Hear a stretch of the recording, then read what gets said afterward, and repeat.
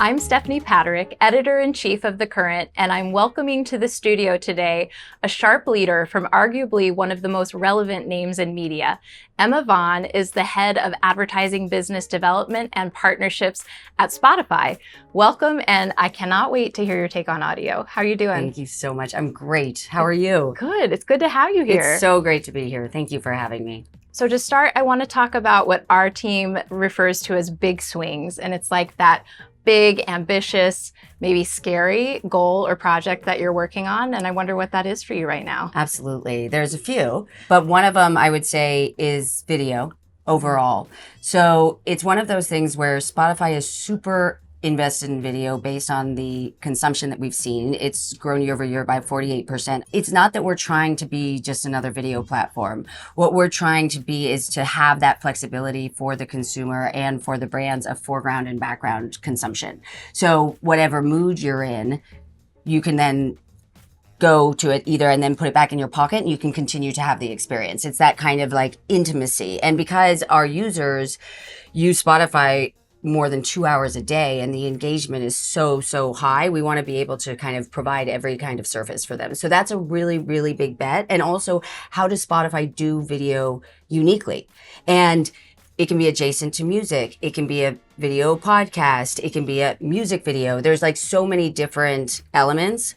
And video is also a big part of our ad strategy. That is so cool. There's so much to unpack there. One thing that comes to mind is that I think right now we're rewriting the rules of creativity for an omni-channel environment, right? Yeah. And it's like, I'm thinking constantly, how do we break out of that 30-second spot? Totally. And I'm curious, I mean, you all must be experts at this point on what is resonating with an audio listener. Do you have any just creative insights that you're passing along to the brands you're working with? Yeah, a ton. And Rockstar is actually one of our first clients with Creative Lab. And I think that what we realized too is we know the intent of a consumer in different settings. Yeah. So a podcast consumer is a very unique, it's very fan-based. It's like, because it's a host-based format in general, like the relationship, and that's where like the host reads obviously are effective because they have the relationship with the talent, but simultaneously, because they have that loyalty with the show, even if it's not a host read,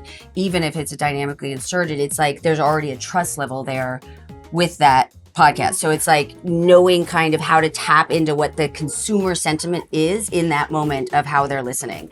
And same with music. So it's like we know the mood that the person is in. We know in general that with Spotify, one of the things that we are constantly testing and learning about is that like consumers are 15% happier and calmer when they're listening to Spotify. It is a happy consumption experience. So how do we then take the creative and amplify that so it like continues to make people feel good? So obviously there is so much innovation happening in our space right now. We've talked about some of it, but I'm curious to know if you had to name one piece of innovation that you think is going to change our industry the most in the year or so going forward, what would you choose? So I'm of course going to be the cliche and say AI, but AI means so much right now. And I think like what I was describing in terms of our quick audio product, but also in general, I think the ability to make content that really resonates in a faster and easier way is going to be huge. But it doesn't mean, I don't mean it as a supplant to the creative minds and really understanding your consumer and understanding your brand message, et cetera. It's a complement to it. It makes it so that I think that a lot of people in the industry on the marketing side, the sales will be able to focus more on the strategic aspects of creative and then use AI to get that done efficiently. Okay, what's the biggest challenge? We've got some challenges too. What's the biggest challenge facing our industry? A lot of challenges. So I think the biggest thing is we often forget that there's only 24 hours in the day. So the attention economy in terms of the competition to grab people's eyeballs, ears, whatever it is, and like keep people really engaged is one of the biggest challenges out there.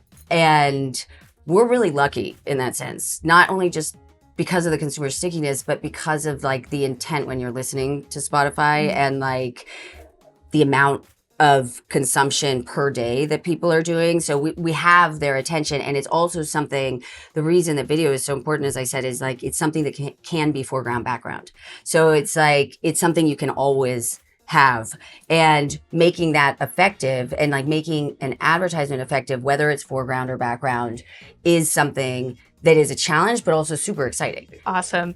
Emma, it's so great to have you in the studio today. I really appreciate you making time, and I hope you come back. Thank you. All right. Thank you for having me. Yeah.